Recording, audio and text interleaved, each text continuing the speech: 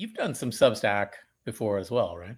Yeah, we did. I did an interview with Mike Nellis and also Sarah, she's fantastic, Sarah Beth Rosenberg. So good, so good. Yeah.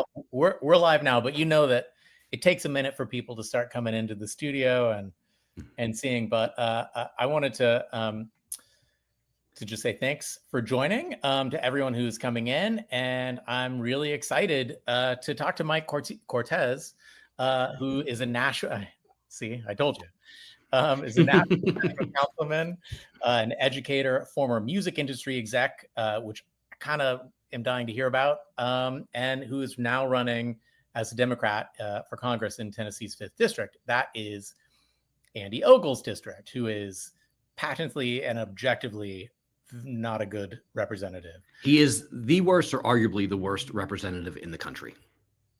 And we'll get to that as well. Yeah. But first, I want to talk about you. Your motto is hometowns over headlines. And I think that really resonates in a district where a guy like Ogles is constantly making headlines for all the wrong reasons. I just want to hear a little more about your background and why you decided to take on this fight. Yeah, absolutely. I appreciate the question. So I jumped into this race, one, because you look around and it's just big money is running politics. Sure. And I'm out here every day trying to serve my neighbors through the county council in Nashville, and real people just don't have a seat at the table, man. And I'm running to try to level the playing field. And you look around and you see students who are terrified of graduation. You see young couples who can't afford to have kids. You see retirees going back to work. And that's just not a way to build a successful society. And the one thing that's consistent across the board, and I'm fortunate to represent a district, we have a lot of socioeconomic background here, a lot of people with different experiences. We have 600 people on WIC assistance, 600 families, but then we have multi-million-dollar homes. And the one consistent thing is people say it's harder and harder every day to make ends meet. And I feel very fortunate. I've been here for 25 years, man, and Nashville welcomed me with open arms, and I had the opportunity to create the American dream. But it was not always easy for me. I grew up in an abusive home. My wife's dad was in jail for the good majority of her life. I remember our first date. She was telling me, she's like, my friends used to bring nickels and dimes to school so I could buy lunch. I was like, oh, I totally get that. I was like, the shop owners in my town used to take care of me when things got really bad at home. So we're very aware that there were people who stepped up for us. And the thing is, even when you have an engaged community, man, there's still people that may not get to those circles of help. And there's people I grew up with, my age, and they're in jail. They passed on. They're homeless. They're addicts. So I'm very aware I was given a really good opportunity. And, growing up in Pittsburgh, like I said, been in Nashville 25 years, but I grew up in Pittsburgh, and I was there when the steel mills went under. And we lost 40% of our population during that downturn, 40%. And no one in the political class gave a damn when that happened. So you literally had families who couldn't feed their kids, had to leave the state to find work. And the only thing the political class said, Democrat and Republican, was learn to code. And I'm seeing similar economic indicators today that I saw back then, and that terrifies me. So look, we talk a lot on Lincoln Square about how, the Republicans and the Republican side aren't solving problems. They're not solving these everyday problems. There's affordability, which is about to spiral. These sort of kitchen table issues. What do you see? What are they doing wrong right now? And we're all looking at 26 now. Mm-hmm. Really with our fingers crossed, and fight like hell to make this thing happen in 26. What happens in 26? Say UN, say the Democrats take over the House. What do we do? How does this work? Real people have to have a seat at the table. So what a congressional rep's going to take over 1,000 votes their first year in office, right? What I learned through my time in office here is when you don't have real people at the negotiating table when policy is being drafted, the policy never favors them. Right. So this is like, there's a lot of big things in the economy that happened over the last 40 years that hurt the middle class, but it's also death by 1,000 cuts. And you have someone like Ogles, who is literally just intent on keeping his name in the news cycle. He's not done a single material thing for his district, but we need people who are literally in the district figuring out what people are going through. What problems are they facing every single day? And how are we taking those problems and putting them into policy so they feel it from the ground up? And one thing we're committing to do is make sure that we have a very strong district game, that all policy we draft is coming from the district up, not Washington down. And we put the majority of our staff budget into a very large in-district staff so you can see and feel your tax dollars at work. So if you need to navigate the federal government, my team is going to help you. And I found when people see and feel their tax dollars at work, that significantly turns down the temperature, because all of a sudden they're like, oh, this guy has my back. This guy cares about me, right? I used to have my first year in office, people used to call me screaming like, ah, and I get it, because they were frustrated with the system. They didn't feel anyone had their back. And I'm very accessible. Like, if you want my number, it's very easy to get. People know they can get to me. And now people don't call me screaming. They call me and ask, they say, why did you vote this way? Oh, can you tell me about this? And I believe if we build that foundation of trust and we are making sure that their needs are being heard during those negotiations when policy is being built, that's going to make a world of difference. Because right now, you and I, man, we don't have millions of dollars to lobby for policy in our benefit. But all these major corporations do, and all regular people who have to work every single day are being left out. So my goal is to make sure that they have a representative who's making sure their needs are at the table. You mentioned, was it your wife who went to school and everyone brought you nickels and dimes? And I remember that was my wife. Yeah. I remember as a kid, my mom writing a check for 85 cents for school lunch and not knowing if it was going to bounce. These are issues. And I think, those kids bringing nickels, that's one resource that some children have available to them. But the problem is, the people you serve in your current position, they don't know where these resources are, where they actually exist, and they can't rely on kids' nickels, right? And I wonder how is Ogles handling? What is he actually doing? You know what I'm saying? Like, how is he providing? It's a great question. A resource to his constituents, and do they have his number? Can they call him? Is he doing anything that addresses real issues for his constituents? Everything he does is, Daddy, look at me. Daddy Trump, look at me. That's all it is. He's filed over 80 bills, and not one has been a material benefit for people in district. They actually have, in his hometown, people are putting up MIA pictures, like missing in action. Yeah. He's done nothing for the community. And the thing is, if he spent half the time working for the community that he does trying to just keep his name in headlines, like just keep his name in the news cycle, we'd actually have some stuff done. But he is so just intent on self-serving. I tell people all the time, it's like, dude, I'm for you and your family. He's for special interest. I want to make sure you have a safe hometown. He just cares about having his name in the news cycle. I want to make sure you have a safe neighborhood to live in. He's been selling us out for 4 years. And you talk to Republicans, you talk to Democrats. If you threw a poll into the district and you said, would Andy Ogles sell you out for his biggest donor? I guarantee you vast majority of Republicans and Democrats would say yes. So how does a guy like this get elected so handily? What was the spread in 24? He won by 15 or more, right? He did. A lot of the scandals and a lot of that behavior came out after last cycle. So a lot of this stuff hit. I think you have the honeymoon period when somebody gets in office, because we were redistricted.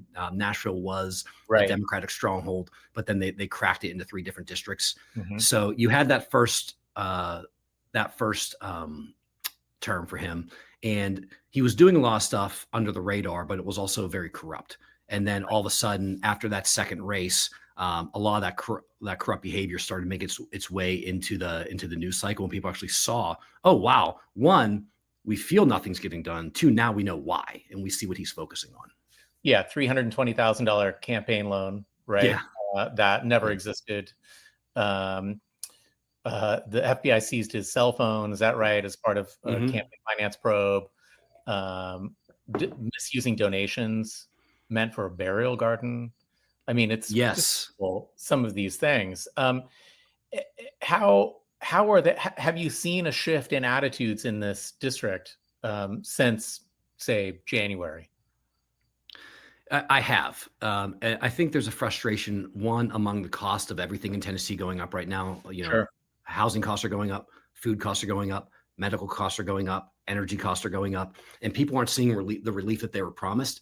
And he's still out there parroting, everything's great, everything's great, everything's great. And you see his numbers softening. But also, you even hear Republicans behind the scenes. Republicans crush him in closed door meetings all the time. Really? I mean, they destroy him in closed door meetings all the time. Yeah. They don't want Trump to get the Nobel, or what? What's the problem? That's yeah. The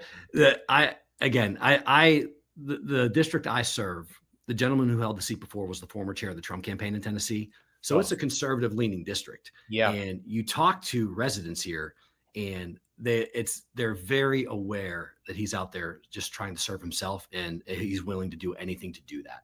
I talked to a neighbor the other day, and I said something along the lines of, yeah, he's very self-serving. And he lit up. He goes, absolutely. He goes, everyone knows that. And this dude's a hard Republican. Wow. So it's making the way through the ranks, most definitely.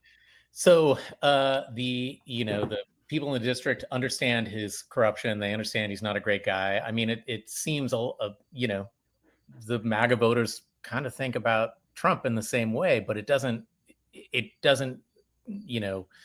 resonate at the polling place.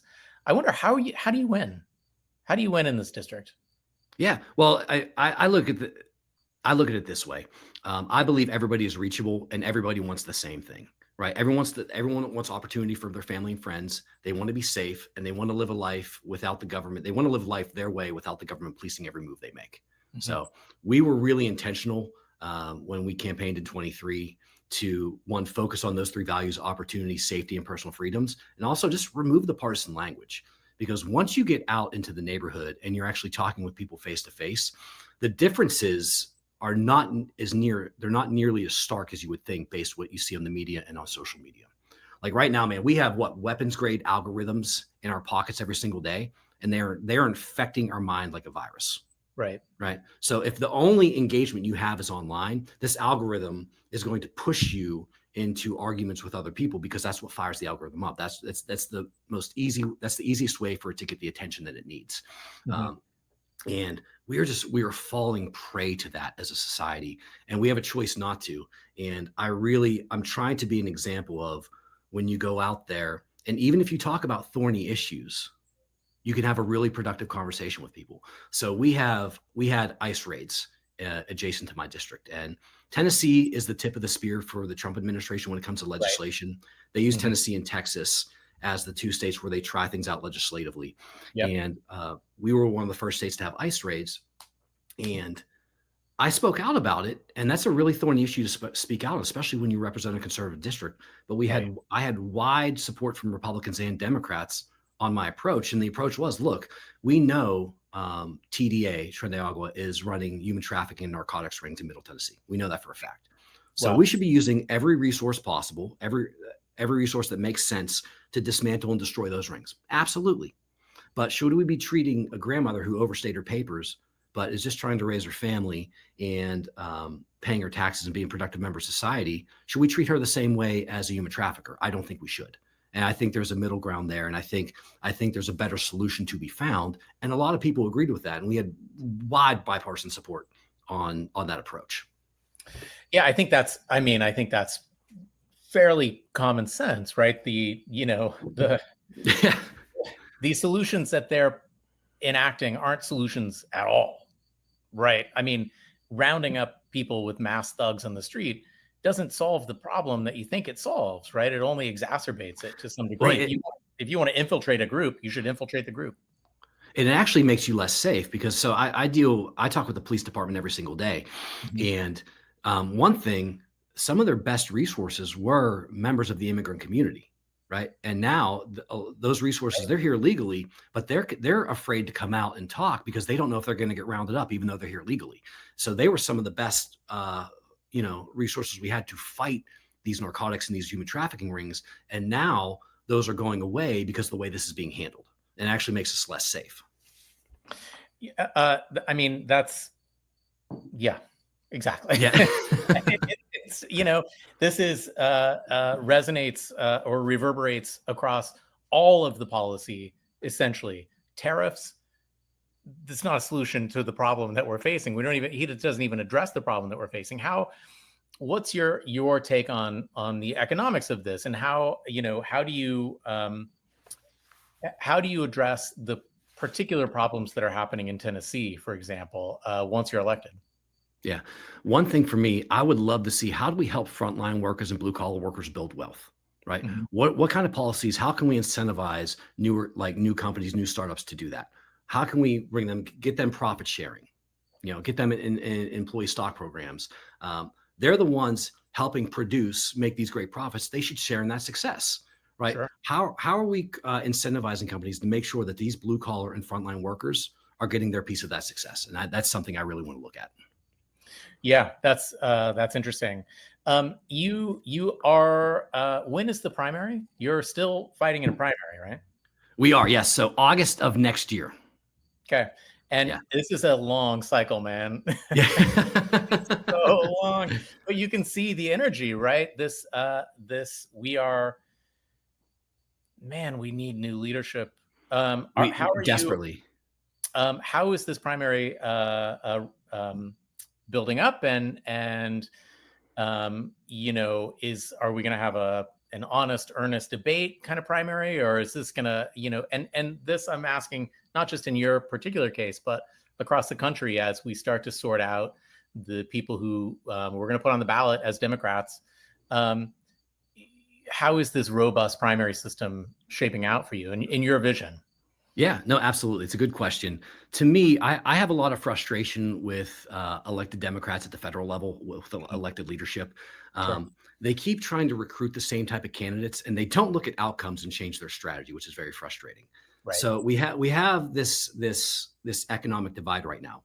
And what's really interesting about this economic divide, you have two of the most visible politicians in the country, Marjorie Taylor Greene and Mondami up in New York. Mm-hmm. If you look at their issues, they're talking about the same core issues. Right. If you break down their message, now look, they approach them in drastically different ways. They have drastically different solutions, but it should be telling that two of the most popular and visible politicians are speaking about the exact same things. And I feel just there's such weak leadership in the Democratic Party right now at the federal level that they're not even taking account of that. And they're trying to recruit the same types of candidates. And a lot of times they're looking for candidates who can just write themselves a check to fund their own campaign. And it's like, if you can fund your own campaign, you're probably not going through the same hardship as the 90% of other Americans in your district, right? So how do you know what they're going through, and what are you going to do to understand what they're going through and get them to the table? Because you have not been doing that for the past 15 years. And it's very evident from the lack of success the Democrats have had at the polls. It's also very frustrating that it seems, and you look at, I would say this from the Harris campaign and from the Hillary Clinton campaign, they try to code Republican, but they as a strategy, they kind of tell their candidates to back up. And actually, if a thorny issue comes up, don't talk about it and just deflect. It's like, well, maybe we should be talking about these thorny issues, because people have told us they want them solved and they want to feel like they belong to something. And right now, if we're just deflecting and trying to code something, that's not helping anybody. And every day, food costs are going up, medical costs are going up, education costs are going up, energy costs are going up. And they're telling candidates, don't talk about that stuff. Right. It doesn't make any sense. It doesn't. And I think, that's been a pretty classic argument from the progressive side of the Democrats, right? Is that, Trump, you say we're worried about costs. And he says, yeah, we're going to fix it. He doesn't say how, except to deport immigrants or something, but he's addressing that issue. And I think the Mamdanis of the world, and there really is only one, whatever you feel about his policy, right? He's meeting people and asking them to dream about the world they want to live in. Marjorie Taylor Greene. Yeah. And you touched on something really interesting about Trump. Trump, he really diagnosed the issue exceedingly well, but his cure was worse than the disease. I remember back in 2016, a lot of people were confused when Obama voters went for Trump, and I wasn't. I was like, they were both agents of change. That's how people viewed them. And then the populace was telling us the status quo isn't working for me. Like, America used to be a place where I could work hard and get ahead. and not just get by. And now the only consistency I hear in talking to people today is, I'm working hard and I don't think tomorrow's going to be any better. And the day after that's probably going to be a little bit harder. And instead of addressing that in 2016, we started to sell the status quo. It's like they were telling us for 2 cycles the status quo wasn't working. And we went on the message, save the system, keep things as they are. And we've been doing that for 3 cycles now. And we're surprised that, one, the country is now facing this, this growing government overreach, this growing authoritarianism, right? And they're surprised that they're not having success at the ballot box. There's the thought leadership in the Democratic Party in Tennessee. There's a few of them, and they just don't understand why Trump won. And they think that you can just kind of like take a 3D printer and make a rural Democrat and they're going to win. It's like, dude, the most popular politician in the state is a spray tan billionaire from New York who was best friends with Jeffrey Epstein. Like, if you think a 3D printer is going to get you that, you have to understand like how he's using fear. You have to understand what problems he's speaking to. I remember in 2016, you take away the craziness, all the craziness from his messaging and everything that people were just appalled by. To your point before, he actually spoke to the pain people went through. He said, I saw the devastations in your towns. I saw what happened when you lost your job. I saw what that did to your family, to your future, to your identity. And he didn't do anything besides acknowledge it, but he acknowledged it. And I remember being from the Rust Belt originally, I said, that's going to resonate. Those people haven't been spoken to by a politician in 30 years. They're 100% going to take note of that. Right. Right. Well, and even to the point of, and for sure, I was guilty of this as well. When inflation became a deal in, 2024, the leadership would say, well, look, inflation's not that big of a deal. It'll come back down. Like when somebody tells you something's a big deal to them, you have to acknowledge that, right? And that was Trump's superpower. And then, like you said, the cure was worse than the disease when he came to office. Or, you have the Democrats who say the big beautiful bill is going to be a disaster, and yet it passes. Yeah. Well, again, like it's sad that we're in a position. I think we talked about this offline a little bit, that the Democrats have done such a bad job. Democratic leadership over the years has done such a bad job of actually listening to people and seeing what they're going through and responding to that they trust Trump more. That they're like, you know what? He's acknowledging what I'm going through. At the very least, he'll blow up the system and maybe that will work for me. And that's where we're at. Like what really frustrates me with Democratic leadership now is like, what are you for? I know what you're against. Show me what a path to a better life is for 90% of America. Show me what that is, because we can present that to them. And if we were on that level, getting out there, talking to people every day, that's why I've had success in a district where, that's why I was able to flip the seat, is because I went out there, I talk to people, I see what they're going through every day, and I address those fears and I address those problems. And people know I'm out here every day trying to solve them. And we need that, again, we need that leadership where people are bringing their neighbors to the table for those negotiations, regardless if the other side has $1 million of lobbying power. Our representatives should be the lobbying power for our neighbors. And that's just not the case. And it hasn't been the case in America for a long time. And if we get back to that, that's how we're going to have success. Right. Right. I mean, nobody will be able to ignore the success of somebody who speaks to their constituents directly. No, it's like if we rebuild that trust, and I say that as a country, and we've gone through a lot of rough stuff, especially the last week, man. I mean, you've seen the temperature of the country, and people are going through a lot, and we have a lot of forces working against us. I mentioned this earlier. We have, these weapons grade algorithms in our pocket, and they're spreading like a virus. And if you look at the one consistency from the 3 shooters recently, the Minneapolis shooter, the Charlie Kirk shooter, and the Colorado shooter, they all have ties to these groups online, to this dark web experience. And if you look a lot of that, everyone wants to make this partisan. And if you look at these groups online that are trying to really radicalize people, it's not left or right ideology. The ideology is violence.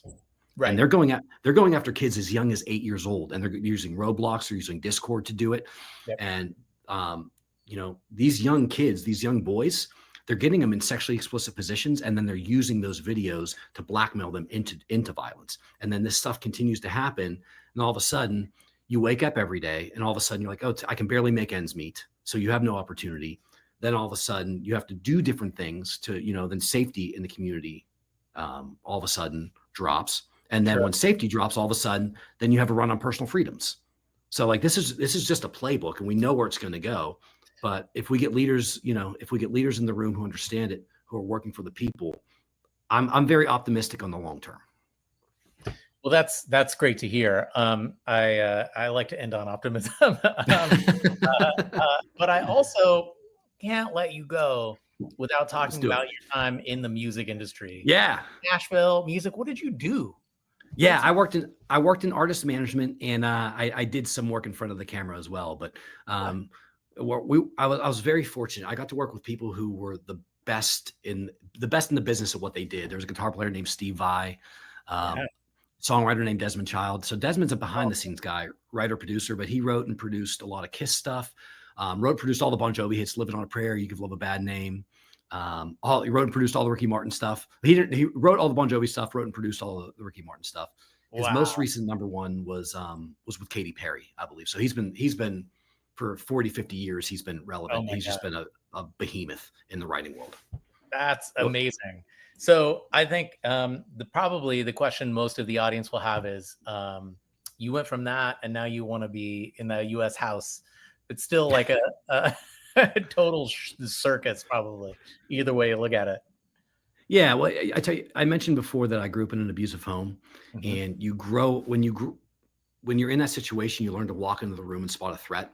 Right. But you also learn how to de-escalate and turn the temperature down if that threat produces itself. And I was actually able to use that skill a lot in entertainment and also a lot in my professional life. And back in 2016, when our discourse in the country got really vitriolic and really went downhill, I thought to myself, I said, how can I be of service to my neighbors? Because my neighbors were of service to me. I thought maybe if I get involved politically, I might be able to help turn the temperature down and give people an outlet and be able to create the space for conversation to happen. And so that's one of the reasons I got in. That's amazing. Well, so tell us where we can find out more about Mike Cortese. Yes, MikeForTennessee.com. And I want to say this. I mentioned earlier that Tennessee is the tip of the spear. Yeah. For what's going on right now, Tennessee and Texas. And if we win in Tennessee, we can win anywhere. And that is the blueprint my campaign and I are building. We want people to know that you can reach across the aisle. Can I tell you a story before we go? Please do.